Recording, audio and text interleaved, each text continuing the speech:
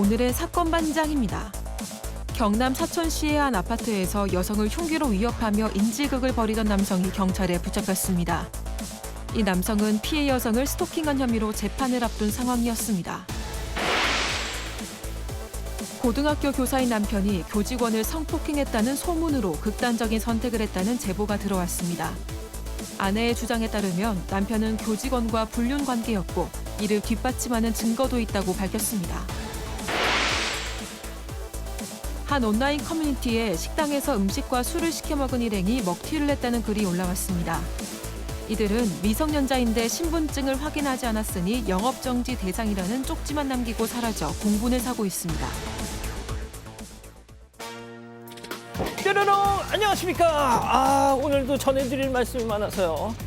백성문 변호사님하고 농담 따먹기를 하고 싶지만 그냥 시작하겠습니다. 예, 진실 추적자 사건 반장 시작합니다. 마약류 상습 투약 혐의를 받는 배우 유아인 씨, 본명 엄홍식 씨, 참 오래 걸렸습니다. 오늘에서야 첫 재판이 시작된 건데요. 잠깐 뭐라고 하는지 들어보시죠. 앞으로 남은 재판 과정에 성실히 임하면서 할 수 있는 소명들 해나가도록 하겠습니다. 특히 저로 인해서 크게 실망하시고 많은 피해를 보신 분들께 다시 한번 진심으로 죄송하다는 말씀 전합니다. 죄송합니다. 자, 오늘 재판에서 이 대마 흡연 인정했지만 나머지 혐의들에 대해서는 모두 부인했다고 하니까 이 재판도 쉬워 보이지 않네요. 자, 오늘 출연자 소개해 올리죠. 예, 이자연 기자, 백성문 변호사, 박상희 한국열린사이버대 교수, 양지열 변호사, 그리고 박준혜 수호선생님 나오셨습니다. 안녕하세요. 안녕하세요. 예. 애틀랜타 스와니에 있는 88스시의 모든 한인 직원들이 우리 사방 가족입니다. 매일매일이 기다려지네요 하신 심정혜님. 우리 남편이 사반 패널로 출연하는 꿈을 꿨대요. 혹시 필요하면 인양반 당장 가져가 하신 루이지애나의 첼리님. No thank you. 자, 사방 보면서 나쁜 놈들에게 할 말하는 깡을 키우고 있습니다 하신 전명근님. 자, 지난 6일 18시간의 진통 끝에 우리 딸 알바미를 낳아준 주희야 너무 고생했고 사랑해 하신 임용묵님. 태어난 지 42일째인 딸 정서하가 쪽쪽이를 시작했어요 하신 정용석 경하늘 부부님. 주말 반납하고 물류창고 이전 작업하다 감기 몰상을 걸린 한창의 최고 물류팀 화이팅 하신 속초의 권현수님. 대전의 진영희님. 오늘 어금니 4개 발치하신 박소연님. 안산의 서은주님 모두 사랑합니다. 자, 재미는 물론 의리로 함께할 아세사반 뉴스의 육방. 예, 대한민국과 전 세계 동포 가족 여러분의 시선을 모아서 출발합니다.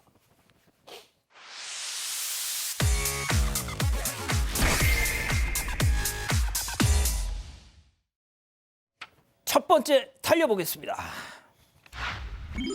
돈통 노린 간 큰 도둑. 요즘 왜 이렇게 돈통을 노릴까요? 자, 사방가족께서 제보해 주신 영상으로 시작합니다. 만나보시죠.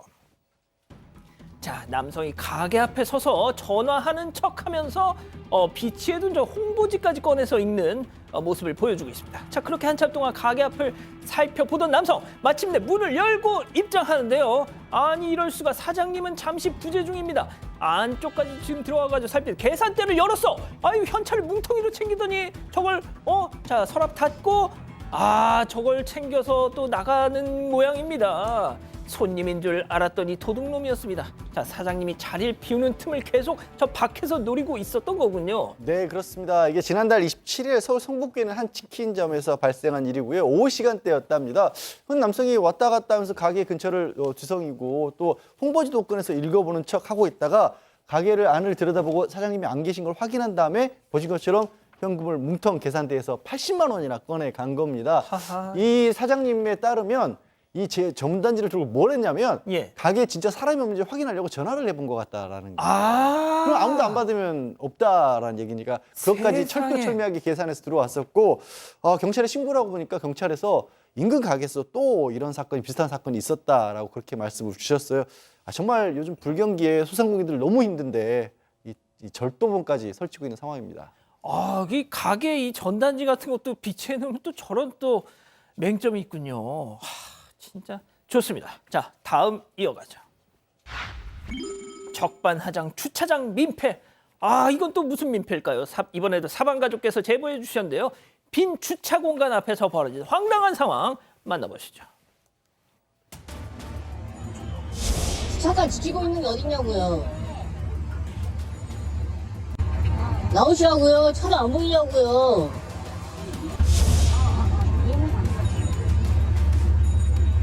아줌마 나오시라고요. 지금 차가 안 보이냐고요. 차 떼세요. 주차 빌런을 여기서 만나네. 아, 이 아저씨 진짜 이상한 아저씨네. 아니, 잘 먹고 잘 사. 아이고 진짜 몇 번을 이러지 말라고 방송을 해도 저 양반 이 사건 반장 안 보셨나 보네. 아 진짜 왜 저러고 살아 진짜. 정말 어찌 보면 운전하는 입장에서 짜증나는 상황입니다. 지난 12월 10일 오후 5시경 인천 부평의 한 주차 민폐 상황인 건데요. 지금 보시면 뭐 차도 안 오는데 여성이 지금 뭘 하나 들고 저기서 통화를 하면서 지금 서 있습니다. 이제 저 빈 공간 발견했으니까 이제 차를 대려고 하잖아요, 운전자가. 근데 뭘 좀 비켜주세요. 그러니까 무시하고 통화만 합니다. 그래서 이제 뭐라고 하니까 이제 말싸움, 이상한 아저씨네 이러면서 오히려 말싸움을 하고, 근데 이제 뒤에서 대기하는 차량, 뭐 다른 사람들과 주변 사람들까지 왜 그러시는 거냐고 오히려 저 여성한테 뭐라고 하니까 그제서야 결국 저 여성이 슬그머니 자리를 피했다고 하는데, 보통 저럴 때는 자기 지인이 차를 대려고 할 때 저기 보통 서 있는 경우가 많은데요. 예. 저 여성은 진짜 전화하려고 서 있었던 건지 또 다른 차가 들어오려고 저 자리를 막고 있었던 건지 그게 좀 궁금합니다. 자리를 막고 있었던 거겠죠. 예, 제 생각입니다. 자, 다음 이어가죠. 찢어진 웨딩 드레스. 아, 눈물의 웨딩 드레스가 아니라 찢어진 웨딩 드레스. 이번에도 사방 가족께서 제보해 주셨는데요. 자, 결혼식장에서 벌어진 황당한 상황 만나보시죠.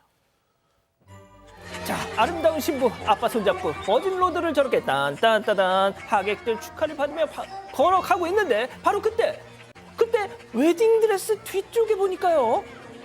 아니 이런 아랫부분이 확 뜯어져 있습니다. 아이고. 자, 걸을 때마다 주름이 잡혀가지고 드레스 안쪽이 저렇게 훤히 드러난 상황. 아, 식장은 한순간에 그대로 멈춰라. 적막감만 감도는데요. 자, 결혼식장에서 많은 해프닝이 벌어지고 대부분은 그냥 웃고 넘길 수 있는 문제입니다만 이건 좀 달라 보입니다. 네, 지난 2일 열린 결혼식인데 아버지 손을 잡고 이 신부인 제보자가 입장하고 있습니다. 그런데 웨딩드레스 뒷부분이 터져서 이 신부의 다리랑 또 신체가 훤히 드러난 거죠. 객석에 있던 친구가 이 사실을 알려줘서 제보자인 신부는 그제서야 알아차렸다고 하고, 이 결혼식장에 가면은 신부 드레스 입혀주고 또 옷매무새 계속 만져주는 헬퍼가 있습니다. 이 헬퍼가 뒤늦게 와서 수습을 했지만요, 이미 일은 다 벌어진 뒤였습니다. 이 너무 속상하고 창피한 마음에 끝나고 업체에 연락을 했습니다. 그런데 업체 측에서는 네. 이 확인하고 연락 주겠다라는 말만 하고 감감무소식입니다. 아니 저 영상인데 뭘 확인을 해? 예, 그런데 그 사이에 일단 헬퍼한테는 따로 연락이 와서 사과를 받긴 했는데 이 업체 측에선 연락이 안 와서 결국 항의를 하러 찾아갔던 겁니다. 그런데 그제서야 들은 설명이 이 다른 부분들은 다 이렇게 끈으로 고정을 하는데 그 문제가 발생한 그 뒷부분은 핀으로 고정이 돼 있다. 그게 터진 것 같다라면서 요즘 드레스는 다 이렇게 핀으로 고정하는 추세다. 이런 설명을 들었다고 합니다. 아니 누구보다 당사자 이 신부의 속이 가장 상할 것 같은데, 자 교수님 이후에 어떻게 됐습니까? 네, 이후에 이제 제보자가 웨딩 업체를 찾아가서 항의를 했어요. 그랬더니 이 웨딩 업체는 처음에는 사과하더니 나중에는 뭐 그 헬퍼가 마치 헬퍼의 잘못인 것처럼 헬퍼가 우리 업체의 소속 직원이 아니다, 억울하다, 막 이런 얘기를 하고요. 그다음에 막 선처를 부탁합니다. 요즘 저출산이라 너무 경기가 어렵다. 그러면서 뭐 웨딩 업체가 힘들다, 막 이렇게 얘기를 하는 거예요. 이 제보자께서 착하신 분이에요. 너무 착해. 네. 웨딩 드레스 비용만 보상받길 원하셨대요. 저 정도 되면 사실 소송을 해도 뭐 사실 뭐 저는 막 너무 속상해서 그렇게 하고 싶을 것 같기도 한데, 웨딩 드레스 비용은 심지어 패키지에 포함되어 있어서 금액을 알려줄 수 없다라고 얘기를 하면서 우리가 헬퍼랑 얘기할 테니까 일단 가라, 뭐 이렇게 얘기를 했다는 거예요. 그래서 지금 기다리고 있다고 하는데 이거 진짜 평생 너무너무 속상할 것 같은데 이 정도로 될 일인가요? 자, 두 분 변호사님 중에 이 관련해서 좀 조언을 해주실 분 계신가요? 저 비슷한 상황이 꽤 인기를 끌었던 어떤 변호사를 다룬 드라마에서 거의 첫 회에서가 저게 나왔었어요. 그리고 정신적 피해라고 했던 부분이 굉장히 심각하고, 아무리 우리나라가 정신적 피해에 대해서 직접적으로 보상하는 게 없다고 할지라도 최소한 제가 봤었을 때는 저 웨딩을 치르는 데 필요한 경비에 못지 않을 만큼의 정신적 피해를 입었다고 볼 수 있거든요. 이게 평생 한 번인데. 근데 여기에 대해서 진짜 이분이 정말 아까 말하신 것처럼 너무 선하셔서 드레스 값 정도 빼달라고 한 거에서 그칠 수 있을 때 물론 업체가 어려운 거 알겠어요. 하지만 그 정도 정신적 피해 정도는 발레 드려야 되는 게 도리가 아닐까 싶어요. 상도위가. 이거랑은 좀 다르지만 예. 웨딩 사진 통째로 날아가는 경우도 있었거든요. 아, 진짜요? 그 파일이 통째로 없어져 버려서 결혼 좋아. 사진이 없어지는 엄청 거예요. 좋아. 그런 경우에 손해배상하면 그럼 그 사진값이겠어요? 아니죠. 그럴 때도 정신적 손해에 대한 당연하지. 피해 배상 할 수 있거든요. 그러니까 그와 유사한 상황이니까 제가 봐도 이 제보자분이 너무 착한 것 같고요. 웨딩 업체 측에서 빨리 좀 나서야 될 것 같습니다. 야, 그렇군요. 참고가 되셨으면 좋겠습니다. 자, 다음 이어가죠. 고기 손질 중 흡연. 아하, 역시 사방 가족께서 제보해 주신 사건, 이번엔 사진으로 만나보시죠. 창문 너머로 보이는 한 식당의 주방입니다. 하하, 쟁반 위에 봤더니 온갖 각종 부위의 고기들이 한가득. 그 앞에서 서 있는 직원의 손을 주목해 주세요. 정체 모를 무언가가 손에 들려 있는데 입으로 가져다 대고 다시 떼어냅니다. 저 하얀 물건 바로 담배, 시가렛입니다. 수치로 훈제를 하는 건 맞지만 요즘은 담배 연기로 훈제구이 하나요? 네, 당연히 아니겠죠. 지난 10일 인천 서구의 한 갈비집입니다. 이 제보자는 건너편 건물에서 근무를 하고 있는데 이 우연히 창밖을 봤는데 건너편 건물 2층 갈비집 주방 창문에 저 모습이 보인 겁니다. 가게 직원들이 몰래 담배를 피우는 중이었습니다. 직원 2-3명 정도가 돌아가면서 그 안에서 담배를 피웠는데 씻지도 않은 손으로 고기를 손질했다고 합니다. 이 제보자 역시도 몇 개월 전에 저 식당에 가서 식사한 적이 있어서 더 충격적이었다고 합니다. 이 제보자는 현재 저 업체를요 구청 위생과에 신고한 상태입니다. 백 변호사님, 예전에 그 2마리 치킨 네. 그 집에서 직원이 담배 피우면서 치킨 튀기는 영상이 공개됐다가 그 해당 가맹점이 결국 문을 닫았단 말이죠. 저 식당 무슨 배짱입니까? 저는 과연 저 식당 주인이 저 직원들이 저런 행태라는 걸 알고 있을까 좀 의문이 드네요. 저걸 알고도 방치했다면 정말 폐업해도 마땅한 정도의 수준입니다. 솔직히 뭐 흡연자고 비흡연자 여부를 떠나서 사실 담배를 핀 손으로 고기를 다시 만지고 그거를 그러니까. 갖다 준다는 거는 위생적으로도 그렇고 굉장히 그런 문제가 심각한 거 담배때도 아니겠습니까? 떨어질 거 아니에요. 그리고 누구나 다 알겠지만 요즘엔 일반 음식점 식당 안에서도 담배 못 핍니다. 아우, 그렇죠. 근데 하물며 주방에서 되겠어요? 안 되죠. 뭐 과태료 처분 이게 문제가 아니라 저 식당이 어딘지 아는 손님들은 저 식당에 가겠습니까? 그러니까요. 그러니까 이거는 만약에 주인분께서 몰랐다면 저 지금 직원들은 이 고깃집 주인에게도 엄청나게 지금 손해를 끼치고 있는 그런 상황입니다. 이건 정말 뭐 자중하라는 말로 넘어갈 수 있는 그런 수준이 넘어간 것 같네요. 그러니까요. 좋습니다. 자, 다음 이어가죠. 애견 미용하다가 퍽퍽입니다. 이번에도 사방가족께서 제보해 주셨는데요. 애견 미용실에서 벌어진 약간 놀라운 상황 만나보시죠. 자, 강아지 털을 다듬던 저 미용사 갑자기 양손으로요 강아지 목을 잡고 막 흔들어 패대기를 쳐. 자, 가위를 찾는 듯 두리번걸. 지금 보셨죠? 퍽! 어퍼컷 날린 거. 자, 다리털 미용, 저 다리 확확 잡아당기고 저거 하는 거 봐요. 저 깽깽깽깽 막 몸 휘청거리죠. 잠시 후 고개를 삐딱하게 꺾고, 자, 통화 지금 전화하고 있어 지금. 아하, 이런. 자, 그리고 팔 흔들던지 춤추고 있어. 자기도 웃기는지 혼자 막 웃어. 자, 말 안 통하는 강아지 미용을 하다 보면 뭐 100번 양보해서 그럴 수 있다 쳐요. 하실 수 있는데 저거는 아닙니다. 왜냐? 옆에 남자 미용사하고 비교를 해보면 한 분이 계시거든요. 완전히 달라요. 아니 어떻게 저런 상황, 이게 어떻게 된 상황이냐면 지난 8일에 경기도 고양시에 있는 애견 미용실의 CCTV에 찍힌 장면입니다. 사실 이 CCTV가 어떻게 공개가 됐냐면 이 제보해주신 분이 이 반려견을 맡기고 보통 이렇게 맡겨놓은 다음에 시간이 꽤 걸리니까 어디든 다녀오시잖아요.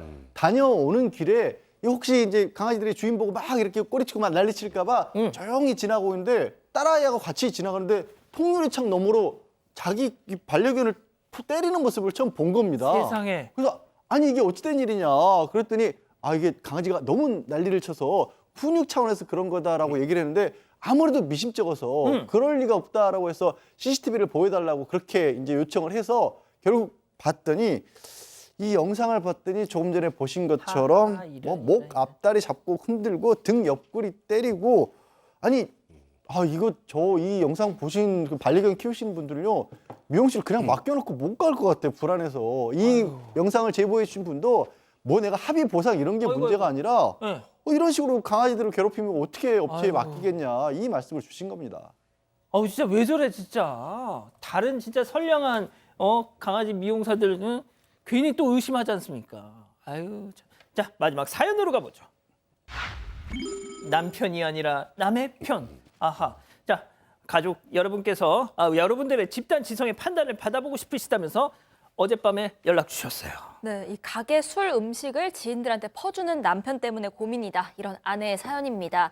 이 사연자 부부는 식당을 하고 있는데요. 그 남편 지인들이 처음에 왔을 때 술이랑 음식을 다 공짜로 줬다고 합니다. 그런데 지인들이 점점 이 공짜 술, 공짜 안주를 당연하게 여기기 시작을 하는 겁니다. 이렇게 단체로 오면 사실 사연자 입장에선 식당 문도 일찍 닫아야 하고요. 술도 수십 병을 마신다고 합니다. 요즘 경기도 안 좋은데 그래서 사연자가 남편한테 우리 술값만이라도 좀 받자 얘기를 해봤더니 남편은 우리 그렇게 하면 실컷 먹여놓고 좋은 소리도 못 듣는다 거절했습니다. 결국 사연자가 그 다음번 지인들 왔을 때 눈치도 좀 주고요. 직접적으로 얘기도 좀 꺼냈다고 합니다. 그랬더니 남편이 내가 알아서 할 텐데 왜 그러냐 버럭 화를 냈다는 거죠. 어허, 이런. 이 사연자는 돈 없는 20대들도 아니고 내일 모레면 50 바라보는 사람들인데 어쩜 이렇게 행동하는지 화가 난다고 전했고요. 지금 피해가 이만저만이 아닌데 이렇게 지인들에게만 아낌없이 퍼주는 남편. 내가 속 좁은 거냐 따끔하게 한마디 좀 해달라라면서 제보 주셨습니다. 예, 좋습니다. 자, 기다리고 기다리셨던 부처 핸즈업 타임 유튜브 JTBC 뉴스 채널과 사건반장 독립 채널에서 8천여 분의 우리 가족 여러분 함께하고 계신데요. 채팅창에 OX로 함께 참여해보시죠. 먼저 남편입니다. 자기야, 선영아, 너 진짜 친구들 앞에서 나 모냥 빠지게 할 거야 이거? 야, 신랑 체면 생각 안 해? 그거 술 몇 병 그냥 내줬다고 안주 서비스 좀 준다고 당장 우리가 밥 못 먹니? 그거 아끼면 재벌되니? 선영아, 나 인간 백성문 일평생 그렇게 쪼잔하게 살지 않았다. 당신 나서지 좀 마. 나도 지열이랑 지훈이한테 알아서 나중에 뽑아 먹을 테니까. 동그라미. 계속 들어보세요. 다음 사연자 아내입니다. 뭐 신랑 체면 모냥이 빠지셔. 아이고 웃기고 앉았네. 야, 백성문 너 네 친구들 양지열 박지훈한테 완전 호구 잡힌 거야. 걔들이 진짜 네 친구면 돈 몇 푼 가져와서 내는 신용이라도 할 텐데 항상 맨입이잖아. 내 눈엔 다 보이는데 너 왜 그걸 못 보니? 야, 우리 흑퍼서 장사해. 아이고 내가 그때 이 인간이랑 섬에만 안 놀러 안 갔어도 배만 안 끊겼어도 X. 그렇습니다. 섬에만 안 갔어도. 양 변호사님. 참고로 저는 절대로 저런 행동을 하지 않습니다. 그리고 기본적으로 남편도 그렇지만 저 남편 친구분들이 저는 정말 그냥 뻔뻔하다고밖에 얘기 못 하겠어요. 장사 뭐 큰 장사건 뭐 작은 장사건 간에 남의 사업하는 곳에 가서 저런 식으로 대접 아닌 대접받는 건 정말 있을 수 없는 일이고요. 저는 이런 생각까지 들어요. 저 남편 혹시 식당에서 같이 일하기 싫은 건가? 부인한테만 일 미루려고 자기는 밖에 나가려고 지금 저런 짓을 계획적으로 하고 있는 게 아닌가 싶을 만큼 말도 안 되는 행동을 하고 있는 거죠. 그렇습니다. 자, 교수님. 네, 저도 저런 친구들은 뭐 굳이 유지될 필요도 없다. 그냥 깨져도 된다. 무슨 예전에 우리나라 정말 못 살 때 뭐 50년대, 60년대, 뭐 70년대도 정말 먹고 살기 어려워서 친구들이나 뭐 친구 후배들 뭐 밥이라도 한 끼 먹여주려고 조금 여유 있는 사람들이 이런 것도 아니고 지금 저거 아까 좀 나쁘게 표현하셨지만 호구 잡혔다 그러셨잖아요. 약간 그런 류거든요. 그래서 이건 정말 친구들이 너무 매너 없고 이런 남편도 이렇게 정말 좀 바보같이 행동하시면 안 된다. 자, 백 변호사님. 네. 근데 진짜 두 분도 말씀하셨지만 아니 뭐 남편이야 그렇다 쳐. 친구들이 더 문제예요. 어떻게 그렇게 매번 얻어먹어? 저는 이 친구들이랑 절교해야 될 것 같아요, 이 남편이. 진짜. 보통 이제 뭐 주변에 지인들이 뭐 이렇게 조그만 음식점 같은 걸 하거나 하면 오히려 가서 더 팔아주려고 하고. 맞아. 그게 당연한 거죠. 물론 처음에 갔을 때 뭐 예를 들어서 야, 오늘은 내가 이거 개업했으니까 오늘은 친구들 그냥 내가 한번 살게. 이 정도까지는 모르겠어요. 사실 그때도 뭐라도 들고 가죠. 개업 축하 선물이라 들고 가는 게 인지상정이죠. 근데 와서 그냥 입 딱 씻고 다 먹고 그냥 빠이빠이 하고 가는 거는 진짜 친구 아니고 완전 호구 잡힌 거예요. 아니 근데 우리 백 변호사님 네. 연말에 저랑 약속하셨잖아요. 네. 그 친구가 하는 식당 네. 가서 네. 공짜로 대접하겠다고. 그거는 이제 다른 게 좀 있어요. 그걸 내가 좀 설명하기 힘들잖아요, 그거는. 좀 얘기가 그거랑 좀 다른 거예요, 방금 하신 이거랑은. 얘기랑 좀 다른 것 같아가지고. 저 원래 거기 가서 맨날 제 돈 주고 먹어요. 돈 내세요? 맞습니다. 그렇구나. 자, 이 기자, 우리 가족 여러분들은 뭐라고 하시나요? 네, 일단 리로리님 이러다가 망하면 저 술 먹은 사람들이 놀아줄까요? 아는 척도 안 할걸요 하셨고요. 준하코님 공짜 술 먹으러 오는 인간들이 더 나쁘다. 박봉미님 우리 얘긴 줄 알았어요. 신랑이 남한테 저러는데 죽겠습니다. 자선 사업가도 아니고 하셨고요. 유나사랑님 남편 친구들이 알아서 돈을 주고 가야죠. 이런 의견 주셨습니다. 그렇군요. 자, 사건반장 제보 메일과 카카오톡 사건반장 제보 채널에서는 우리 가족 여러분들의 많은 사연과 제보 기다리고 있습니다. 자, 지난 3일 일요일 아침 충남 아산신 이순신 대로를 지나고 계시던 이서형 여사님 보고 계신가요? 따님 학원을 데려다주는 이 길에 칼치기 차량에 봉변을 당하셨답니다. 자, 영상 보내주셨는데요. 보시죠. 예, 자, 이 여사님 차 잘 가고 있어요. 자, 그런데 오른쪽에서 경차가 막 대각선으로 끼어들어와. 아이, 순간 놀라서 빵 경적 눌렀는데 순간 경차에서 무언가가 쏙 삐져나와. 잘 봤더니 손. 자, 손 하트일까요? 손가락 6일까요? 어쨌든 저 짜증나는 상황. 혼자 있었으면 넘어가려 했는데 딸이 있었기에 바로 신고. 자, 며칠 뒤 경찰청에서 띵동. 진로 변경 방법 위반에 따라 과태료 4만 원 부과. 그렇습니다. 저 경차 4만 원 당첨됐던 거예요. 자, 여러분의 신고가 선진 교통 문화를 만들어 갑니다. 콘드로이친 이젠 검증이 필요하겠죠. 어떤 콘드로이친인지 충분히 콘드로이친을 담았는지 기능성은? 그건 기본 아닌가? 관절이 기억할 만하네. 이름값이란 이런 것. 관절엔 콘드로이친 1200. 돌코락스와 함께 굿모닝.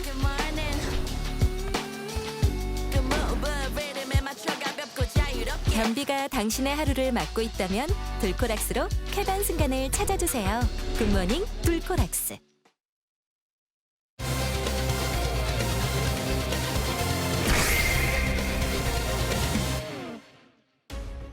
경남 사천시의 한 아파트에서 여성을 흉기로 위협하며 인질극을 벌이던 남성이 경찰에 붙잡혔습니다. 이 남성은 피해 여성을 스토킹한 혐의로 재판을 앞둔 상황이었습니다. 남성의 행각을 짚어봅니다. 자, 어제 벌어진 사건인데 대낮에 한 아파트에서 인질극이 벌어졌어요. 네, 어제 오후 2시쯤 경남 사천시의 한 아파트에서 이 한 남성이 여성에게 흉기를 휘두른다 이런 신고가 접수가 됐습니다. 그 이웃이 신고를 했는데 20대 남성이었습니다. 아파트 복도에서 30대 여성을 인질로 삼고 흉기로 위협하면서 4시간가량 경찰과 대치를 했습니다. 이러는 바람에 경찰 특공대도 투입이 됐고요. 협상팀도 투입이 됐습니다. 또 소방당국 역시도 혹시 모를 비상 상황에 대비해서 안전매트를 설치를 했습니다. 이 인질극이 4시간 가까이 이어져서 결국 저녁 6시쯤 이 남성이 아파트 6층에서 뛰어내리면서야 끝났습니다. 그 과정에서 이 남성이 건물의 신체 일부를 부딪혀서 곧바로 경찰에 붙잡힌 뒤에 병원으로 옮겨졌고요. 이 피해 여성은 남성이 소지한 흉기에 손 부위를 다쳤는데 두 사람 모두 생명에 지장은 없는 상황입니다. 저 범인이 저 뛰어내리다가 아파트 잘 보시면 3층 외벽 구조물이 있습니다. 약간 좀 돌출한 부분이 있는데 거기에다 그냥 탁 이렇게 신체 일부를 부딪혔던 모양이에요. 자, 그런데 피해 여성이 살고 있는 아파트에서 저 일이 벌어진 건데 어떻게 들어간 겁니까? 그러니까 이 피해 여성이 이제 말씀하셨던 것처럼 이 아파트에 지금 혼자 거주하고 있는데 이제 쓰레기 같은 거 버리러 나갈 때 이제 문을 살짝 열어놓고 쓰레기 버리러 이렇게 나온 건데요. 그거를 지켜보고 그 틈을 노리고 이 남성이 아파트 안으로 들어왔고 저 여성 집안에 대기하고 있었던 겁니다. 그러다가 이 여성이 쓰레기 봉투 버리고 그리고 이제 다시 엘리베이터를 타고 딱 올라왔는데 그 올라오는 소리를 들었는지 복도에서 후두두 나와서 여성을 향해서 흉기를 위협하고 그 다음부터 이런 범행이 시작이 됐던 겁니다. 진짜 무서운 세상이에요. 집안까지 들어가 있었다가 엘리베이터 띵동 하는 소리가 들리니까 튀어나와가지고 저 짓을 했다는 건데 피해자가 얼마나 무서웠겠습니까? 자, 저희가 어제 이 여성 집에 몰래 침입해서 감금하고 성폭행 시도까지 했던 그런 사건도 다뤘었는데 두 사람은 일면식도 없는 사이였단 말이죠. 자, 그렇다면 이번 가해자와 피해자는 어떻습니까? 이번 사건은 좀 다릅니다. 왜냐하면 보면 이 여성의 피해자의 행동하는 패턴을 알고 있었고 집도 잘 알고 있었고 그러니까 이렇게 인질까지 벌어진 거 아니에요? 두 사람이 한때 같은 직장을 다녔고 잠깐이나마 사귀었던 사이였다고 합니다. 또 저겁니다, 네, 교수님. 네, 그렇습니다. 지난해 9월부터 한 달 동안 문자와 전화 이걸로 이제 스토킹 행각을 벌였다고 해요. 근데 뭐 그냥 사귀었던 사이라고 하니까 뭐 그리웠나? 근데 그 정도로 볼 수가 없죠. 왜냐하면 보면은 이 사람 성품이 보면은 뭐 흉기로 위협했다, 뭐 인질극을 벌였다, 뛰어내렸다. 그럼 얼마나 집착도 있고 그다음에 이렇게 좀 무모한 사람인지 우리가 알 수 있잖아요. 그래서 여성이 너무 괴로우니까 이제 고소를 했고 그래서 100m 접근 금지, 통신 이용 접근 금지 등의 이제 잠정 조치를 결정을 받았어요. 그럼에도 불구하고 이제 계속 연락이 온 것 같고 그런데 이제 이 여성은 스마트워치는 원치 않는다라고 얘기해서 경찰이 한 달간 112 시스템 등록을 해주고 또 맞춤형 순찰을 검사를 해주고 이렇게 안전 조치를 했다고 합니다. 근데 이제 좀 시간이 지나니까 여성이 더 이상 이제 안전 조치 안 해도 될 것 같아요라고 얘기한 상태였다고 합니다. 자, 2개월간 접근 금지 명령까지 받았다는데 저런 자들의 특징이 있죠. 포기를 모른다는 거. 뭐 10번 찍어 뭐 이런 그 속담을 정말 맹신하는 거. 결국 저렇게 인질극으로까지 이어진 겁니다. 자, 그러면서 그 와중에 이런 말을 했다고 하죠. 체크포인트 짚어보죠. 나는 억울합니다. 네, 이게 본인이 스토킹으로 처벌받는 게 억울하다 이런 얘기였습니다. 이 남성은 실제로 스토킹 혐의로 지난해 12월에 검찰에 송치가 됐고요. 그 이후에 약식 명령으로 벌금형 이미 받은 상태였습니다. 그런데 여기에 불복하면서 지난 7월에 정식 재판을 청구한 그런 상황이었습니다. 자, 피해자는 정신적 충격이 너무 커서 현재 조사도 받지 못하고 있는 상황이라고 하는데 저 남성 스토킹 혐의로 이제 재판 받는데 흉기 난동, 인질극. 야, 진짜 인질극이라는 건 정말 이거 대한민국에서는 정말 큰 범죄 아닌가요? 그렇죠. 지금 이 남성은 본인 스토킹으로 억울하다고 정치재판 청구한 거는 그렇게 혐의 자체가 중하지 않았던 것 같아요. 그러니까 이 여성도 스마트워치도 지급받지 않고 괜찮다고 판단했던 것 같은데 이번 범행은 완전히 다른 범죄입니다. 일단 뭐 제일 첫 번째 주거침입부터 했죠. 예. 그 이후에 이 스토킹 고소한 것 때문에 보복 협박, 보복 폭행한 거 아니겠습니까? 예. 이거는 그냥 일반 폭행이나 협박보다 훨씬 중하게 처벌받을 수밖에 없는 거고요. 이 남성 같은 경우 아까 얘기했던 것처럼 6층에서 7층 그 사이에서 뛰어내렸잖아요. 뛰어내리다가 중간에 구조물 같은 데 부딪혀서 다리를 조금 다쳤나 봅니다. 뭐 그래도 이제 치료는 해야 되니까 일단 병원에 있으니까 도망은 못 가니까 그리고 치료가 다 끝나면 한 2달 정도 이후에 그제서야 이제 조사가 진행될 수 있을 것 같다고 지금 입장을 밝히고 있는데 문제는 이 피해 여성은 몸이 다친 것도 다친 거지만 정신적인 충격이 너무 커서 지금 현실적으로 지금 경찰과 조사도 좀 어려운 정도의 상황이라고 합니다. 왜 항상 가해자는 저렇게 발 뻗고 있는데 피해자는 계속 이렇게 힘들어야 되는 상황인지 좀 안타깝습니다. 자, 스토커들은 피해자의 집 주소, 연락처 다 알고 있잖아요. 마음만 먹으면 언제든 저렇게 찾아가서 별짓을 다 할 수 있는데 정작 피해자들은 스토커의 뭐 위치도 모르고 이런 경우가 왕왕 있단 말이죠. 그런 일이 있었죠. 그래서 스마트워치를 지급한다 그래도 이미 공격을 당하고 있는 상황에서 스마트워치로 경찰이 아무리 빨리 출동해도 늦지 않습니까? 그래서 저도 비슷한 의견을 여러 군데 아마 사건 반장에서 말씀을 드린 것 같은데 가해자가 전자발찌가 됐던 어떤 장치를 해서 이 접근을 하려고 하면 알려주도록 하자라는 말씀을 드렸거든요. 다행히도 내년 1월부터 법이 시행이 됐어요. 진짜요? 가해자, 성범죄자나 아니면 아주 고위험군의 스토커가 만약에 접근을 하게 되면 피해자 2km가량을 더 가까이 접근하면 피해자 휴대전화로 그 가해자가 가고 있다는 걸 알려주도록 한 겁니다. 그리고 이게 당연히 경찰에도 통보가 되는 시스템을 만들어서 그래도 지금보다는 훨씬 좀 피해자 보호에 도움이 될 것으로 보입니다. 그래도 만약에 지금 당신 쪽으로 가고 있다 이게 뭐 막 띠띠띠 경보음이 울리고 그러면은 물론 모르는 것보다 낫겠지만 교수님. 네. 그래도 무서운 건 마찬가지예요. 네, 노이로제 걸릴 것 같아요. 물론 이제 그럼에도 불구하고 정말 결정적인 범죄는 많이 막을 수 있을 것 같아요. 근데 이제 띠띠띠띠 온다고 생각을 해보면 그때 예를 들어서 그럼 집을 뛰어나가야 되나 아니면 회사에 있다가 회사를 나가야 되나 어디 뭐 어떻게 해야 되나 이런 생각이 들어서 근본적인 원인은 이 가해자를 어떻게든지 피해자와 떨어뜨려 놓고 엄벌에 좀 취해서 이 가해자가 그런 생각조차 안 하는 것일 것 같은데 뭐 그럼에도 불구하고 뭐 이런 조치들이라도 있어서 피해자가 조금이라도 좀 덜 피해를 받을 수 있게 또 노력하는 거는 또 긍정적으로 생각도 듭니다. 예, 그게 어디야 그래도 라고 하시는데 참 이런 상황, 이런 현실 자체가 참 슬픕니다. 첫 번째 사건 정리하고요. 두 번째 사건 이어갑니다.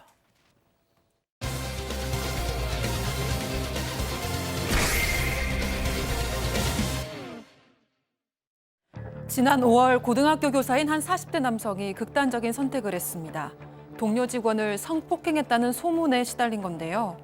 그런데 남성의 아내가 억울함을 호소했습니다. 남편이 불륜을 한 건 맞지만 성폭행은 절대 아니다라는 건데요. 아내의 주장에 따르면 남편과 여성은 학교 안에서도 부적절한 만남을 이어갔습니다. 전에 주잖아 차 안에서도 그랬고 아이들 자습하는 곳이 있어요. 관이라는 교실에서도 그랬고요. 죽기 직전까지 억울함을 호소했던 남편, 그리고 학교 안에 퍼진 성폭행과 관련된 소문. 과연 고등학교에서 벌어진 이 충격적인 사건의 진실은 무엇일까요?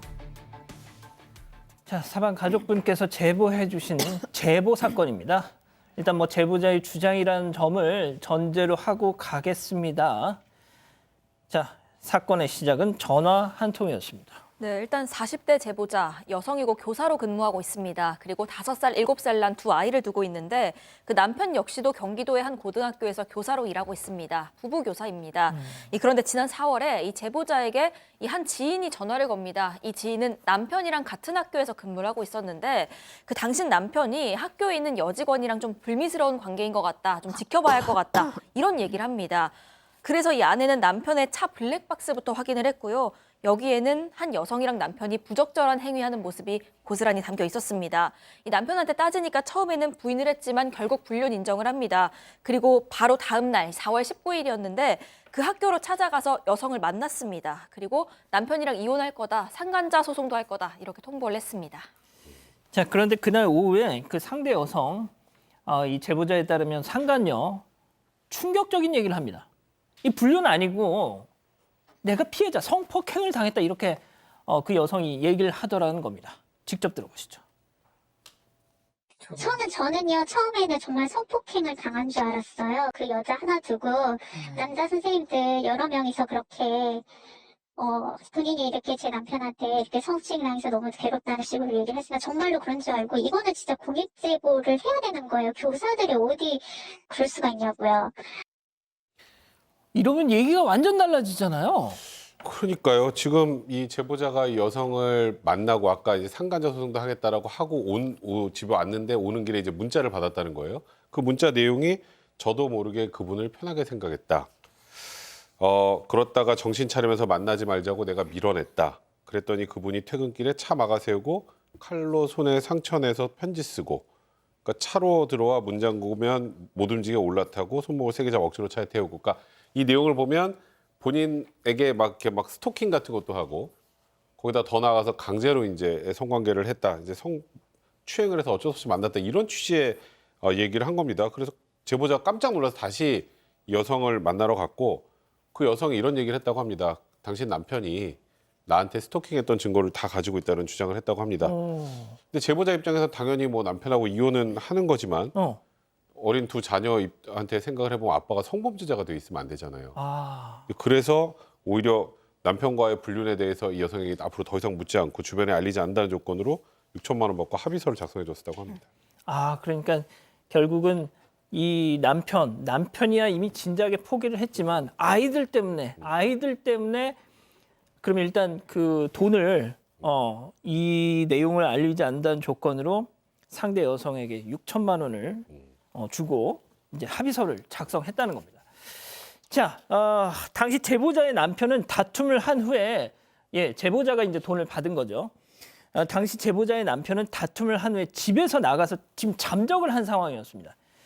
뒤늦게 자신의 성폭행 혐의를 알게 된 이 남편. 여성, 지금 거짓말을 하고 있다. 그 상간녀 거짓말이다 하면서 분노를 했는데요.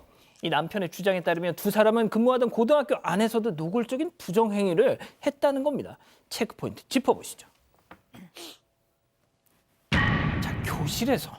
자, 제보자의 남편은 고등학교 교사였습니다. 상대 여성은 학교의 직원이었는데요. 제보자의 남편은 절대 이거 성폭행 아니다, 저 여자 거짓말하고 있는 거다, 아내한테 그 증거, 불륜의 증거들을 보여줬습니다. 계속 들어보시죠. 보내주잖아. 차 안에서도 그랬고, 그 다음에 그 층에 아이들 자습하는 곳이 있어요. 네, 그 관이라는 교실에서도 그랬고요. 네, 어쨌든 학교 교실에서도 들어가면서 했고요. 네. 공모를 조퇴를 올리고 모텔 드나들고, 뭐 어쩔 때는 아예 공모도 올리지 않고, 나 조퇴 신청 같은 것도 하지 않고, 잠깐 이렇게 모텔이나 유흥업소, 노래방 이런 데 갔다 오기도 했고요.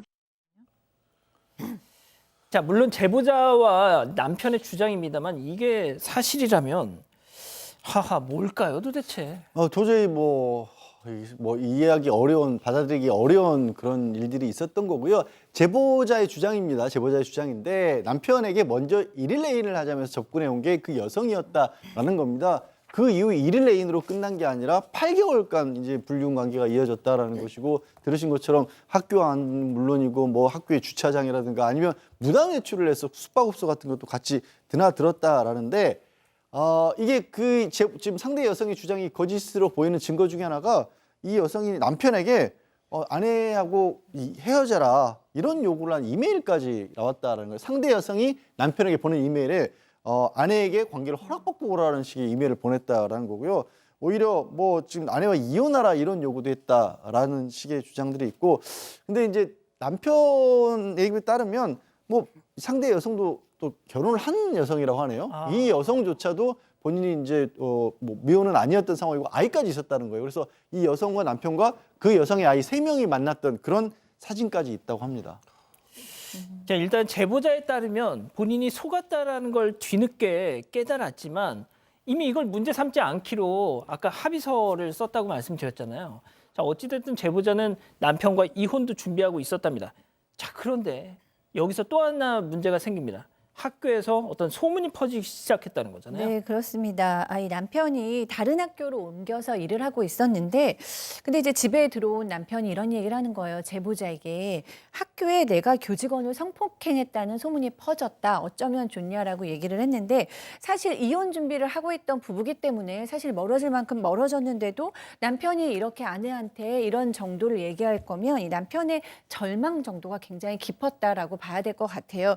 그리고 실제로 물론 이 모든 것이 제보자의 주장이긴 합니다만 굉장히 좀 놀랍고 비극적인 좀 결과가 있습니다. 왜요? 왜냐하면 이런 불륜의 사건이 알려지고 3주 만에 남편이 실제로 극단적인 선택을 아이고야. 했습니다. 그래서 굉장히 좀 비극적인 결과가 일어났고요. 근데 이제 그때 도대체 누가 이것을 소문내고 알린 건지는 여전히 지금 알 수가 없다라고 얘기하고요. 이 어디보다도 보수적인 사실은 이제 이 교단에서 교직사회에서 또 선생으로서의 자긍심 이런 것들을 다 잃은 거에 대한 굉장한 좀 고통과 불안과 절망을 느끼지 않았을까 싶습니다.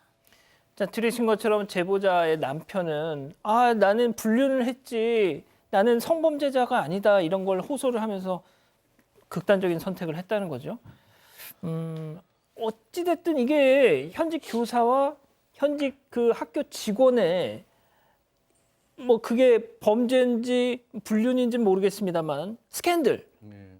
자, 그렇다면은 학교 당국의 대처는 어땠습니까? 대처가 사실상 거의 없다시피 한 것으로 보여요. 왜냐하면 이게 알려졌을 무렵에 이미 뭐 숨진 남편은 다른 학교로 옮겼던 상황이고 그 학교에는 그 직원만 남아 있었다고 합니다. 그래서 징계위원회가 열리긴 했대요. 근데 상황이 굉장히 심각하고 분명히 이제 교육공무원의 지위에 있기 때문에 이런 부분에 대해서는 엄격하게 처리가 되는데 징계위원회 열렸는데도 왜 이 징계 무엇 때문에 열렸는지도 모르고 징계위원회 사람들이 참석을 해서 그냥 학교장 경고 정도에 끝났다고 하고, 사실 한 사람의 교사가 극단적인 선택으로 목숨을 버린 정도의 일이잖아요. 근데 이게 교육청에 보고도 안 올라갔다라는 거예요. 이 JTBC 제작진, 사건 현장 제작진에서 교육청에 물어봤더니 우리 뭐 조사 요청이나 감사 요청 접수된 게 없는데요라고 했다라는 거고요. 심지어 해당 학교에도 연락을 해봤는데도 뭐 잘 모르는 일이다, 알아보고 연락하겠다, 그러고 나서 아직까지 연락이 없다라고 합니다. 그 제보자의 남편은 분명 잘못을 했죠. 제보자 역시도 이혼을 준비했고 죽은 남편을 지금 원망하고 있습니다. 하지만 불륜과 성폭행은 많이 다르잖아요. 두 자녀들에게 이 사망한 아버지가 성범죄자라고 할 수는 없는 겁니다. 제보자 입장에서는. 자, 그런데 어떻게 보면 이 상황에서 가장 큰 피해자는 제보자와 그 아이들인데 말이죠. 네. 이후에 고소장 폭탄을 받게 됐다. 네, 맞습니다. 이 상대 여성이 제보자에게 민형사 할 것 없이 다 걸었습니다. 그중에서 특히 민사 같은 경우엔 이 남편 사망 이후에 제보자가 알린 건 아닌데 또 다른 유가족이 이 상대 여성의 남편에게 불륜 사실을 알린 겁니다. 이걸 두고 이 제보자가 불륜 사실을 안 알리겠다고 합의하지 않았냐, 그 합의를 깼다라고 하면서 민사 소송을 건 겁니다. 이뿐만이 아니고요. 이 상대 여성의 남편, 이 사실을 알게 된 상대 여성 남편 역시도 손해배상 청구를 했습니다. 그런데 그 대상이 제보자뿐만이 아니라 5살, 7살 난 아이에게까지 5천만 원 배상하라고 건 겁니다. 그러니까 쉽게 말하자면 죽은 남편, 죽은 아빠의 불륜값을 지불해라. 뭐 이런 내용이었습니다. 이게 무슨 소리예요, 이게? 일단 이건 두 개로 좀 나눠봐야 될 것 같은데요. 예. 이 제보자한테 고소를 한 건 아마도 명예훼손이 아닐까 싶네요. 형사 고소를 했다면. 그리고 민사 같은 경우는 아마 이 합의안에 뭐 비밀 유지 의무 같은 게 있었는지 아니면 그 외에 또 이런 것들이 다른 사람들에게 알려져서 내 정신적 손해가 발생했다. 그럼 위자료 청구를 하는 건지 그건 저희가 정확하게 확인해 봐야 될 것 같고. 일단 형사적으로는 알린 것이 그 여성의 남편에게 했다면 그런 경우에는 통상 명예훼손이 되지는 않습니다. 가족에게 알리면 가족이 그걸 어디 가서 그렇죠. 퍼뜨리진 않잖아요. 그렇죠, 그렇죠. 일단은 그 내용으로 제가 일단 추정을 하는 거고 두 번째 지금 아이들하고 지금 이 제보자한테 이 여성의 남편이 소송을 제기했다고 했잖아요. 예. 이건 이런 겁니다. 그러니까 소위 우리가 상간남, 상간녀 소송이라고 하죠. 불륜을 했던 그 상대방 소송을 해야 되는데 그 사람이 사망한 경우에는 이제 상속이 되니까 그럼 이제 대상이 어쩔 수 없이 제보자하고 제보자 아이들이 될 수밖에 없는 거죠. 그래서 그러니까 불륜값이라는 게 그런 겁니다. 그러니까 그래서 원래 쉽게 말해서 남편이 배상을 해야 될 일이 상속이 되는 거죠. 쉽게 말하면 채무가. 사망함으로써. 그런 식으로 생각을 해주시면 될 것 같습니다. 양 변호사님 뭐가 됐든 말이죠. 그러니까 좀 무책임합니다. 이런 부분까지 알았다면 예. 그러니까 지금 백 변호사가 잘 설명을 해주신 것처럼 법적으로는 그렇게 할 수밖에 없다라는 사정이 있다고 하더라도 본인이 스스로 무슨 일을 스스로가 저질렀는지 알 거 아니에요. 그런 와중에 자기가 뭐 예를 들어서 기존의 배우자로부터 어떤 책임을 면제받기 위해서라든가 아니면 뭔가 할 구실을 만들기 위해서 소송을 제기한 건지 알 수가 없습니다만 이게 소장을 저희도 변호사 사무실에서 이 업무를 하다가 보면 상대방이 누구인지 허락을 받습니다. 근데 그거를 보면 거기에 5세, 7세 이렇게 적혀 있는데 거기에 그걸 하고 싶었을까요? 저는 진짜 이거는 아닌 것 같습니다. 그렇군요. 알겠습니다. 자, 일단 두 번째 사건 이 정도로 정리하고요. 다음 사건 이어갑니다.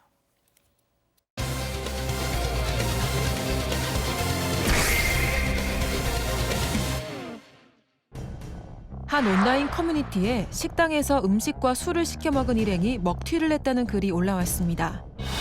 이들은 미성년자인데 신분증을 확인하지 않았으니 영업정지 대상이라는 쪽지만 남기고 사라져 공분을 사고 있습니다. 어떻게 된 일인지 알아봅니다. 자, 오늘 제일 화제가 됐던 사건입니다. 한 술집 사장님이 온라인 커뮤니티에 올린 글이었어요. 네, 그 글을 영수증과 함께 이렇게 올렸습니다. 상당히 공분을 사고 있는 내용인데 일단 인천에서 가게를 하고 있다고 합니다. 이 인천 가게에 남성 2명, 여성 4명, 이렇게 일행 6명이 방문을 했습니다. 그리고 이들이 먹튀를 하고 이 식당에서 달아난 겁니다. 이들이 먹은 음식이요. 모둠 소세지, 무뼈닭발, 해물짬뽕탕, 해산물 나베 이런 안주거리들이었고요. 여기에 더해서 소주 6병, 맥주 7병, 하이볼 4잔 이런 각종 술까지 합쳐서 총 16만 2,700원어치였습니다. 이걸 결제 안 하고 그냥 도망친 겁니다. 자, 이거 뭐 그냥 먹튀 사건 아니냐 하실 텐데요. 이 사건이 정말 많은 오늘 주목을 받은 이유 사장님한테 이 사람들이 남긴 쪽지 때문이었습니다. 체크포인트 짚어보죠. 그냥 가드릴게가 무슨 얘기일까요? 뭐 살려는 드릴 게도 아니고 그냥 가드릴게. 이게 뭐냐면 여기서 이제 저 아까 많이도 먹었네요. 16만 2,700원어치 술과 음식을 먹은 사람들이 미성년자입니다. 미성년자? 네, 고등학생들이었던 거예요. 미성년자가 하이볼을 먹었어요? 그러니까 미성년자 신분증을 제대로 확인하지 않고 술을 팔게 되면 어떻게 되나요? 그러면 이제 가게가 영업정지나 이런 예. 행정처분을 받게 되죠. 그러니까 마치 선심 쓰듯이 아유 실물 신분증 확인 안 하셨어요. 신고하면 영업정지인데 그냥 갈게요. 이게 그냥 가드릴게요. 근데 그래도 그 뒤에 죄송하다는 말을 하네요. 성인 돼서 떳떳하게 올게요. 정말 죄송합니다. 친절히 대해줘서 감사합니다. 그러니까 쉽게 말하면 우리가 신고해서 영업정지 안 받게 하고 그냥 우리 무전 취식 피해만 주고 갈게요. 이런 글을 남기면서 굉장히 지금 많은 사람들이 공부를 사고 있는 겁니다. 자, 계속 좀 보여주세요. 보통 너무 죄송해요. 성인 돼서 꼭 돈 갚을게요가 아니라 성인 돼서 떳떳하게 올게요. 그때는 돈 내고 먹을게요. 약간 이런 것 같네요. 그때 가서 또 먹튀할 겁니다. 예. 아휴, 자, 이게 도대체 뭐 하자는 거예요, 도대체? 근데 지금 백 변호사님은 뭐 그래도 사과는 했네요라고 해석하셨는데 저는 그렇게 잘 해석이 되지 않아요. 이 아이들 너무 괘씸하고 너무 걱정되는데 저는 이게 약간 비꼰 것처럼 느껴지거든요. 비꼰 거죠. 그렇죠? 뭐 신고하면 영업정지인데 봐드릴게요. 뭐 미안해요. 뭐 나중에 올게요. 하하하하. 뭐 이런 식으로 저는 느껴지거든요. 그래서 얘네 지금 술도 너무 많이 먹었어요. 여자애 4명, 남자애 2명인데 지금 소주 6병, 맥주 7병에 하이볼 4잔입니다. 분명히 얘네들 섞어 마셨을 거 아닙니까? 네, 정말 어른들만큼 혹은 더 많이 마신 거예요. 그러니까 이 아이들 순진한 아이들로 어린 아이들 미성년자로 보면 안 될 것 같고요. 사실 모든 것을 다 알고서 하는 범죄입니다. 왜냐하면 지금 청소년에게 술을 팔면 1차 적발 영업정지 60일, 2차 적발은 영업정지 180일, 3차 적발은 영업 허가 취소인데요. 저 사실 이거 몰랐거든요. 근데 아이들은 이 사실을 지금 다 알고 요거를 어기는 사장이 있는 곳에 가서 지금 술을 먹고 이런 쪽지를 장난을 치고 비꼬는 쪽지를 놔두고 갔어요. 글쎄요, 이 아이들을 좀 뭐 순진하다거나 뭐 이해하는 쪽으로 갈 수는 없고 좀 따끔하게 혼내야 되지 않을까. 이 아이들을 위해서라도 이런 생각이 듭니다. 아니 요즘 진짜 그 고등학생이 술집에 가서 저렇게 섞어 마실 정도면 방금 교수님이 말씀하신 영업정지 1차, 2차, 3차 이거 다 꿰고 있을 겁니다. 자, 사장님이 물론 신분증을 아예 확인 안 했을 수도 있지만 그 글을 보면 실물 신분증 확인을 안 하셨다라고 적혀 있거든요. 자, 그러면 이 학생들이 뭐 가짜 신분증 뭐 이런 걸로 대충 보여줘서 뭐 넘어갔을 수도 있는 거잖아요. 그럴 가능성이 좀 있어요. 지난해 7월부터 주민등록증 모바일로 확인할 수 있는 제도가 도입이 됐고요. 운전면허증도 요즘 이제 지갑 아예 안 가지고 다니시는 분들을 위해서 모바일로도 발급을 해주거든요. 근데 요즘에 아이들이 그런 건 더 잘 알잖아요. 그러니까 가게 사장님보다 그 모바일 이런 걸 더 잘하니까 위조를 했을 가능성도 충분히 있고 실제 그런 것 때문에 피해를 입는 사례들도 굉장히 많다고 하는데 문제는 그런 식으로 청소년들이 신분증을 위조하거나 해서 속였을 때 이 업주분들이 면제받을 수 있는 길이 있긴 있습니다. 법적으로 규정이 있긴 한데 다만 실제로 영업정지를 받은 분들 중에서 그렇게 면제받으신 분들은 거의 없어요. 이게 지난해 같은 경우에는 영업정지가 한 7천 건 가까이, 2년, 3년 정도네. 이 7천 건 가까이 받았는데 그중에 면제받은 게 200건도 안 돼요. 2.8%. 왜 그러냐면요. 이게 청소년에게 내가 속았다는 걸 증명을 해야 돼요. 그걸 어떻게 증명을 해요? 못하죠. 그걸 뭐 이렇게 서류로 내가 청소년이 아닌데 청소년입니다라는 걸 뭐 내용 증명을 보냈겠어요? 그냥 스마트폰 같은 거 보여줬을 거 아니에요. 그거 뭐 믿은 분들은 나중에 당신 왜 속았어요? 속았어요. 말밖에 없어요. 그러니까 결국에는 당하는 겁니다. 그 백 변호사님, 그 드라마 JTBC 드라마 이태원 클라스 보셨어요? 네. 거기 봤어요. 보면은 똑같이 저렇게 해가지고 그때 이제 누구죠? 박서준 씨 네. 그 가게가 영업정지 먹습니다. 아니 그러니까요. 이게 실제로 근데 이게 그래요. 실제로. 그러니까 이번 사건도요. 유심히 보시면 이번에 이렇게 피해를 받은 업주분이 본인 가게 공개 안 했어요. 공개하면 이거 영업정지 받을 수 있거든요. 맞아요. 이게 지금 일단은 법이 그나마 좀 바뀌어서 좀 전에 양지열 변호사 말씀하셨던 것처럼 신분증을 위조, 변조 또 도용한 경우에는 영업정지를 받지 않을 수 있다고 돼 있지만 이제 그렇게 말을 하는 거예요. 실제로 있었던 사례지만 이런 거예요. 저 좀 휴가 나왔는데요. 군인입니다. 저 성인이에요. 그래서 술 팔았어요. 그랬다가 영업정지 받았습니다. 아이고. 근데 그때 제가 기억이 나는 지금 게 나오네, 지금. 너희 덕분에 5명의 가장이 생계를 잃었다. 지금은 철이 없어서 아무 생각도 없겠지만 나중에 나이 들어서 어른이 된 후에 너희가 저지른 잘못 꼭 기억하길 바란다. 뭐 이런 얘기까지 뭐 써놓으셨다고 하는데요. 그러니까 저걸 왜 다 업주 책임으로만 돌려야 하는지. 그러니까 이분 같은 경우는 신분증 확인을 안 했던 것 같아요. 그러니까 이거는 말 그대로 빼박이죠. 속았어도. 근데 사실 미성년자들이 속여서 그 정신없는 와중에 술을 팔았다는 걸로 영업정지까지 해야 되는 상황이 된다는 건 너무 좀 가혹하지 않습니까? 가혹합니다. 자, 한 변호사분이 그러셨대요. 양 변호사님. 식당 주인이 영업정지를 각오하고 이놈의 자식들이 내가 버르장머리 고치겠다 해가지고 경찰에 신고해서 그들 부모들한테 음식값 받아낼 수 있다. 자, 그런데 영업정지로 인한 손해가 훨씬 더 크다. 심각한 거예요. 저도 지금 그 생각을 하긴 했습니다. 근데 이런 사건들을 저도 과거에 처리해 보면 이게 벌금 받는 게 문제가 아니라요. 한 달씩 가게 두 달씩 가게 문을 닫아야 돼요. 2달 최소한.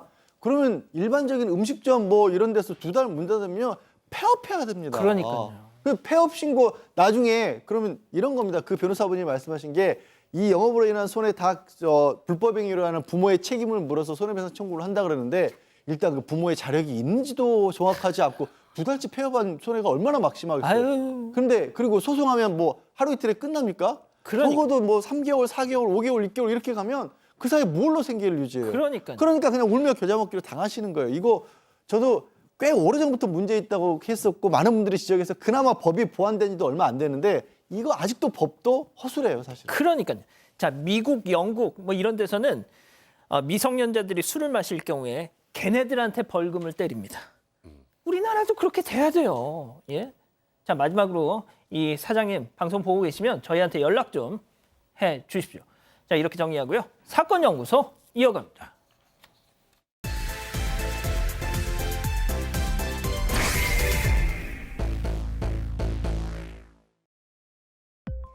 택배 기사와 택배 영업 사원으로 만난 두 사람이 있었습니다. 월급 받으며 일할 바엔 아예 우리가 그냥 회사 차려보자 라면서 의기투합했고요. 작은 택배 회사의 대표와 직원으로 함께하게 됩니다. 몇 년간 매일같이 얼굴 보고 밥 먹고 가끔씩은 당구도 치고 술도 한잔하는 누구보다 뜻이 잘 맞는 친구이자 동료였습니다. 그런 두 사람이 어느 늦은 밤 사무실에 마주 앉습니다. 왜인지 냉랭한 분위기 속에 날선 말들이 오가는데요. 오늘 사건연구소는 살인을 부른 한마디 택배회사 직원 살인 사건입니다. 자, 2012년 사건입니다. 동료에서 동업자, 그러다 사장과 직원으로 지낸 두 사람에게 자, 11년 전, 2012년 그날 밤 무슨 일이 있었던 걸까요? 자, 시작을 해보죠. 네, 이게 서울 강서구 공항동에 있는 한 택배 운송회사에서 벌어진 일이었습니다. 여기서 직원으로 일하고 있는 45살 최모 씨가 있었는데요. 2012년 5월에 이 최 씨의 20대 동거녀가 있습니다. 이 동거녀에게 최 씨 전화번호로 전화 한 통이 옵니다. 그런데 받아보니까 이 남자친구 최 씨가 아니라 모르는 사람이었습니다. 내가 이 휴대전화를 주웠는데 이걸 어떻게 해야 하냐, 뭐 이런 내용이었습니다. 이 남자친구가 밤새 집에 돌아오지도 않은 상황이었거든요. 그런 상황에서 지금 휴대전화도 없는 그런 상황입니다. 최 씨 동거녀는 이 사실을 최 씨의 누나에게 알렸고 그 누나가 좀 기다리다가 그날 저녁에 경찰에 결국 신고를 하게 됐습니다. 자, 집에는 안 들어오고 핸드폰도 다른 사람이 주워서 전화를 했으니까 당연히 가족들은 걱정이 됐겠죠. 자, 직업도 번듯한 성인 남성이 휴대폰 없이 어디로 간 겁니까? 그러니까 일단은 이 정도 되면 뭔가 이상하잖아요, 많이. 그래서 경찰이 신고를 받고 바로 이 최 씨의 그러니까 최후 행적부터 좀 파악을 하기 시작을 합니다. 그럼 제일 먼저 행적을 파악할 때 필요한 게 CCTV죠. 그러니까 뭐 회사에 있었다면 회사 근처의 CCTV 분석이 1차적으로 될 거고, 그 다음에 이 사람 그 마지막으로 본 사람이나 그날 있었던 일 물어보려면 주변인들 진술을 좀 들어야겠죠. 그렇게 듣고 보니까 회사를 마치고 마지막까지 그래도 같이 있었던 사람이 회사 대표 박 씨입니다. 그래서 이 박 씨 진술을 집중해서 듣고 있는데 문제는 이 박 씨의 진술하고 이 CCTV 상의 최 씨의 행적이 안 맞는 거예요, 시간이나 뭐 이런 것들이. 그러니까 뭔가 의심스럽죠. 그래서 경찰이 유력한 용의자로 보기 시작을 했고, 통상 이게 성인 남성 실종 사건이고 실종 신고하고 텀 얼마 안 되면 이제 곧 돌아오겠지. 그것 때문에 조사를 그렇게 소위 말해서 정확하게 막 신속하게 잘 안 한단 말이에요, 원래는. 그러니까 뭐 미성년자 실종이나 이런 것과는 그렇죠. 달리. 성인 남자니까 뭐 예를 들어서 뭐 어디서 술을 먹고 좀 뭐 그랬다가 좀 다음날 오겠지 뭐 이런 정도 생각하는 경우도 많은데, 문제는 이게 뭔가 범죄 의심 정황이 있다 보니 경찰이 초기에 이 관련된 증거들을 놓치지 않고 바로 즉시 전담수사팀을 꾸렸습니다. 자, 실종자의 마지막 CCTV 행적 그리고 대표의 진술이 어긋났다면 이 회사 대표 박 씨가 거짓말을 한 건가요? 네, 사실은 그렇습니다. 그 박 씨는 맨 처음에는 전날 회사에서 최 씨하고 술을 마시다가 내가 최 씨만 두고 나 혼자 먼저 나왔다라고 얘기를 했어요. 그래서 맨 처음에는 이제 경찰이 그렇게 생각을 했었는데 회사 주변의 CCTV를 다 본 겁니다. 그랬더니 박 씨가 이야기하는 것이 이 맨 처음에 진술과 박 씨가 나오는 시간 이런 것들이 다 불일치하는 거예요. 이게 뭔가 진실을 얘기하고 있지 않구나라고 생각을 해서 경찰이 최 씨가 사망한 지 6일 만에 이 박 씨를 붙잡았어요. 그래서 본격적으로 이제 막 추궁을 합니다. 그랬더니 결국 이 박 씨는 자신이 최 씨를 살해한 것이 맞다라고 자백을 하기에 이릅니다. 자, 회사 대표 사장 이 박 씨가 직원을 살해한 건 도대체 왜 그러니까 일단 그 전에 먼저 대표하고 직원이라고 하는 두 사람의 관계를 좀 알아야 될 필요가 있습니다. 왜냐하면 두 사람이 아까 잠깐 얘기가 나오긴 했습니다. 한 7년 정도 전에 이 박 씨가 택배회사의 택배 기사로 일을 시작했고 이 직원인 최 씨는 그 회사에서 영업사원으로 일을 하고 있었던 거예요. 그렇게 회사에서 일을 하다가 두 사람이 의기투합을 해서 한 4년 정도 전에 아예 작은 회사를 차립니다. 동업자 관계로. 그래서 공동대표로 운영을 하다가 한 2년 정도 지나서는 다시 동업관계는 청산을 하고 박 씨가 대표를 맡고 최 씨는 다시 영업일을 전담을 하기로 했던 겁니다. 그렇게 해서 일을 같이 해왔는데 회사 상황이 어려워지다 보니까 갈등이 좀 빚어지기 시작했습니다. 아, 처음엔 동등한 관계였다가 동업을 하면서 나중에는 일단 나이가 어린 사장, 박 씨가 사장을 맡고 영업을 맡고 직원이 되고 하하. 네, 그런데 이제 한 2달쯤 전부터 이 회사가 점점 어려워졌던 겁니다. 이걸 두고 직원 최 씨, 그리고 대표 박 씨 사이에 갈등이 생기기 시작을 하는데 그 직원 최 씨가 대표를 좀 의심했던 것 같습니다. 회사 자금을 유용하고 있는 거 아니냐, 그래서 이렇게 우리가 어려워진 거 아니냐, 이런 의심이었습니다. 이것 때문에 둘 사이가 좀 급격히 멀어지게 됐고요. 급기야 최 씨는 박 씨한테 나 회사 나가겠다 통보를 합니다. 그런데 그냥 나가는 게 아니라 나가면서 고객 자료를 다 들고 다른 회사로 가겠다 이렇게 얘기를 한 겁니다. 그렇다 보니까 대표인 박 씨 입장에서는 최 씨 설득하고 또 화해해야 하잖아요. 사건 당일 저녁 8시쯤에 회사로 불러서 술 한잔하면서 얘기를 하기 시작을 합니다. 하지만 최 씨는 이런 노력에도 마음을 돌리지 않았던 걸로 전해지고 있습니다. 자, 들으신 것처럼 그 영업을 맡고 있던 이 최 씨가 내가 우리 회사 고객 명단을 다 갖고 나가겠다. 이러면 솔직히 사장 혼자 뭐 합니까? 그렇죠. 그래서 이게 혹시 계획적인 범행이 아닌가 이렇게 생각을 할 수도 있는데 일단 경찰 조사 과정을 전체적으로 종합해 보면 일단 살해 행위 자체는 좀 우발적이었던 것으로 보입니다.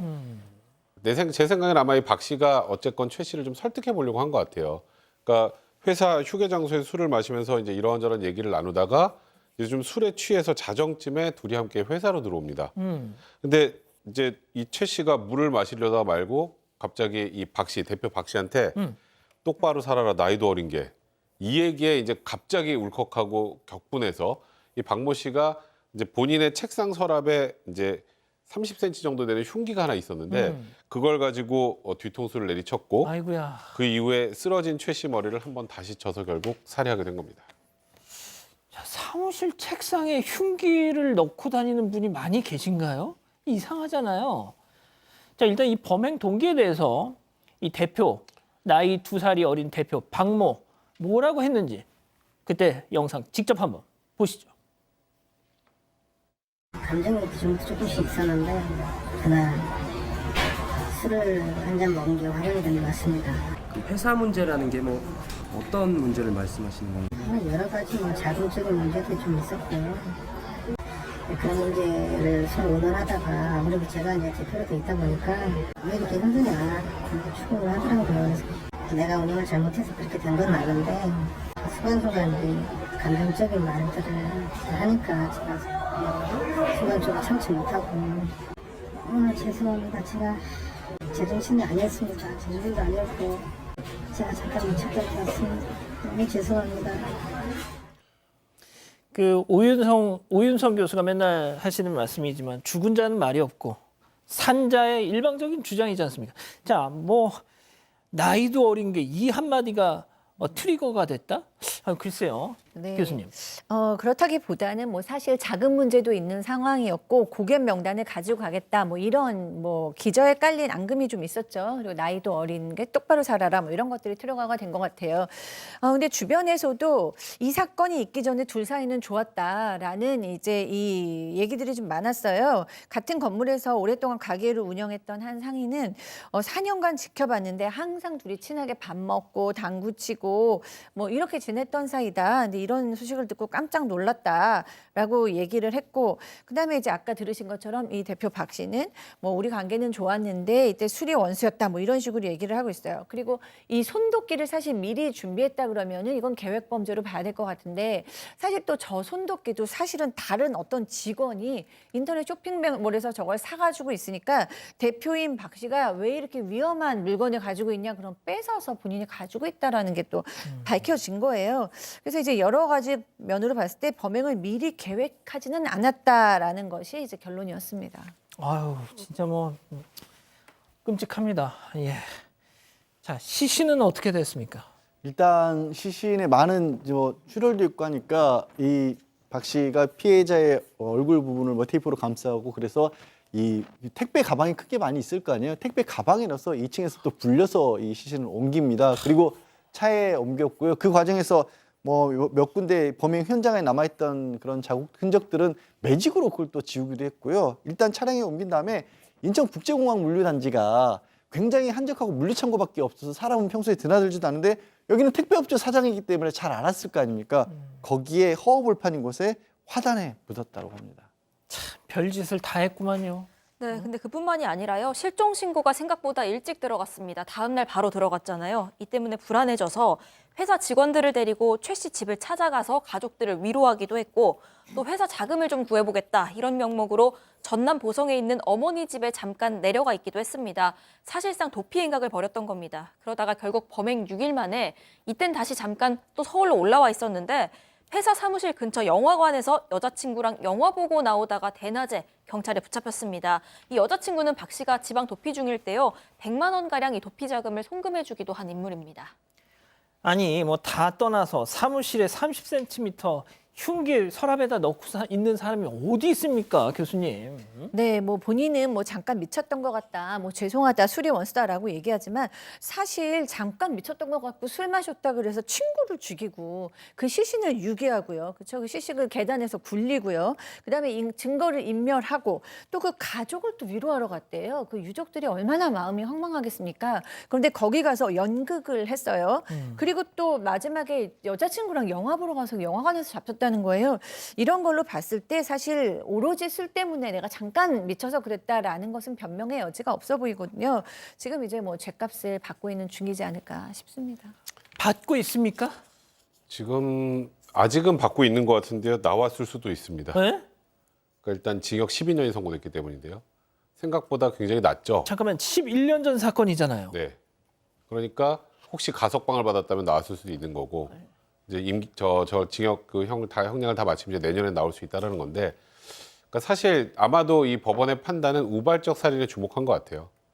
우발적이었다는 부분. 하지만 아까 말씀하셨던 것처럼 그 본인이 보관하고 있던 그런 흉기를 가지고 살해한 이후에 한 행동을 보면 유기하고 본인이 범인이 아닌 것처럼 막 유족들 위로하러 가고 이런 행동들, 거기다 사치유기까지 한 여러 가지 정황을 종합한다면 사람의 목숨값이 12년밖에 되지 않는 건지. 그럼 가끔 살인사건의 이 형량을 보고서 가끔 한숨이 나올 때가 좀 있습니다. 저 짓을 하고도 징역 12년밖에 안 받습니까? 나왔을 수도 있을 거예요, 아마. 예. 쭉 산다고 해도 내년 출소입니다. 사건연구소 정리하고요. 글로벌픽 이어갑니다.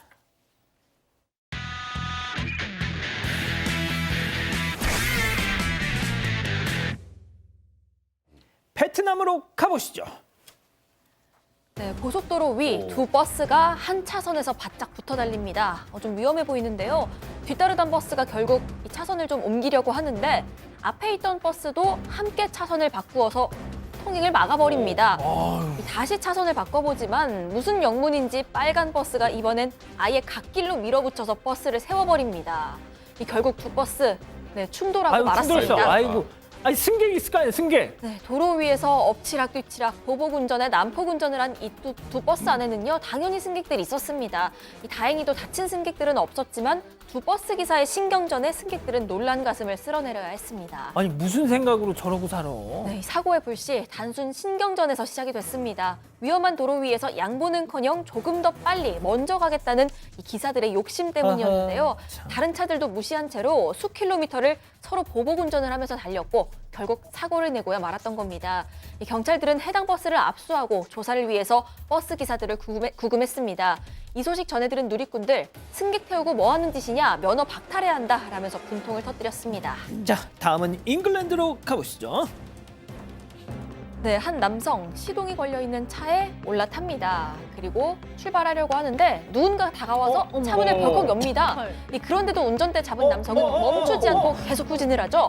결국 담벼락과 부딪히면서 이 차 문이 부서지는 건 물론이고요.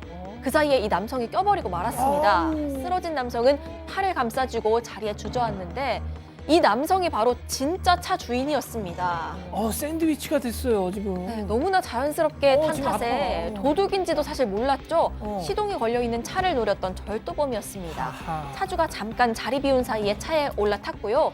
그대로 도주를 시도했던 겁니다. 그리고 이걸 목격한 진짜 차주, 어떻게든 잡아보려고 했지만 담벼락에 걸려서 더 크게 다쳤습니다. 진짜 그 찰나의 순간에 훔치네 진짜. 네, 다행히 생명에 지장이 있을 정도는 아니었는데 팔을 크게 다쳤다고 합니다. 그리고 팔도 팔이지만 집 담벼락도 완전히 무너졌고요. 차도 못 찾았다고 합니다. 아이고. 피해 차주는 일단 경찰에 신고를 했습니다. 경찰은 CCTV를 토대로 해서 저 절도범의 신원 파악에 나선 상황입니다.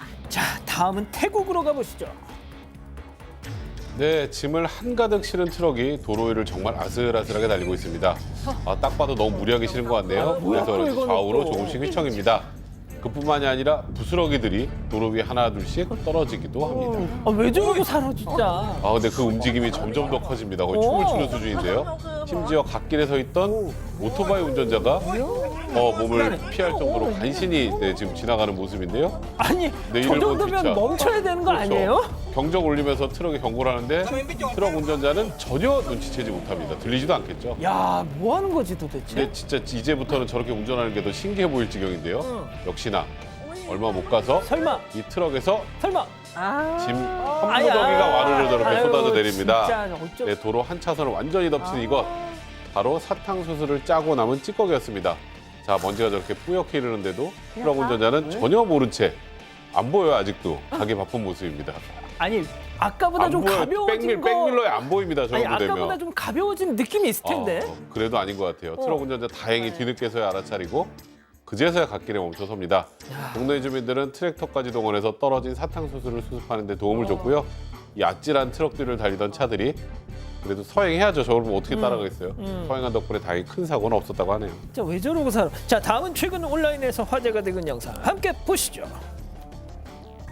네, 번화가 한복판에 선 남성이 멱살을 잡힌 채 서 있습니다. 뭐야? 그리고 남성의 멱살을 잡고 있는 건 바로 남성의 아내였습니다. 설마. 남편의 도박 중독에 화가 난 아내가 길바닥에서 부부싸움을 벌인 건데요.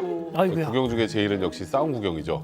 이를 본 시민들 하나둘씩 모여들기 시작했고 단순히 구경만 하진 않았다고 합니다. 영상 한번 보시죠. 오.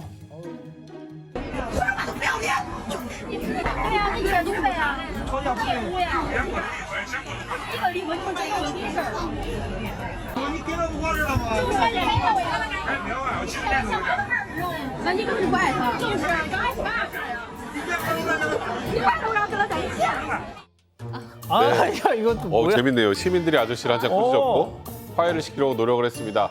심지어는 단체로 휴대전화 손전등까지 켜고 화해 세레나다까지 불렀습니다. 그리고 이런 젊은이들의 노력에 이 중년 부부 결국 미소를 띄어 보였습니다. 약간 뽀뽀해 뭐 이런 거. 화해해 뭐 이런 거죠. 남편은 많은 이들 앞에서 도박 안 하겠다, 변하겠다 이렇게 약속을 했다고 아니, 뭐가 하고요. 좋다고 또 웃어. 네, 부부는 젊은이들 덕분에 참 우프게 화해했다고 합니다. 자, 마지막 픽 주인공 동물입니다. 네, 현관문 틈 사이로 흰색 막대기 하나가 요리조리 움직입니다. 이거 문 열려는 도둑일까요? 집주인은 계속된 이 수상한 모습에 용기를 내서 문 손잡이를 잡아봅니다. 무서워. 자, 문 앞에서 달그락거렸던 범인, 바로 새끼 고양이들이었습니다. 이 문 앞에 놓인 포크를 장난감 삼아서 놀았던 모양인데 이 친구들도 갑자기 문이 벌컥 열리니까 놀라서 동그래진 눈으로 빤히 쳐다봅니다. 네, 고양이여서 너무 다행이죠. 집주인은 사실 너무 무서웠다고 합니다. 정말 도둑이면 어쩌지 하는 마음에 문을 안 열려고 했는데 창문 밖을 보니까 이거 새끼 고양이였구나 하는 걸 알게 됐던 거라고 합니다. 아유, 새끼 고양이 너무너무 귀엽습니다. 자, 사랑하는 사건 반장 가족 여러분, 따뜻한 밤 보내시고요. 저희는 내일도 별이 6개 반, 사반 6반 저녁 6시 반에 다시 옵니다. 안녕히 계십시오.